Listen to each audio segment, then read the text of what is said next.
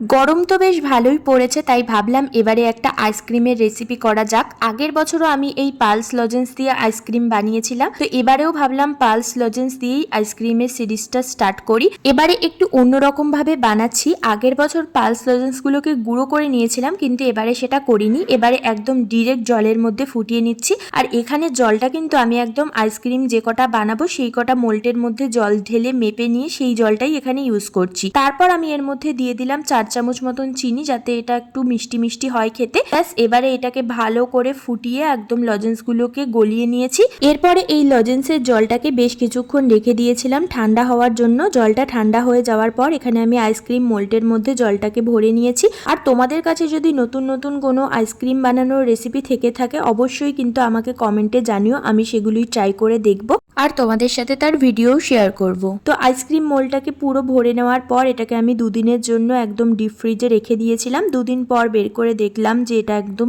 জমে গেছে সুন্দরভাবে। তারপর একটা প্লেটের মধ্যে সমস্ত আইসক্রিমগুলোকে বের করে নিলাম। আর অবশ্যই জানিও যে রেসিপিটা তোমাদের কেমন লাগলো, আর বাড়িতে কিন্তু একদিন ট্রাই করে দেখো। এই রেসিপিটা আমার ভীষণ ভাল লাগে, আমি তো প্রত্যেক বছর গরমে এটা একবার করে বানাবোই। তো চলো আজকের মতন টাটা, দেখা হচ্ছে নেক্সট ভিডিওতে।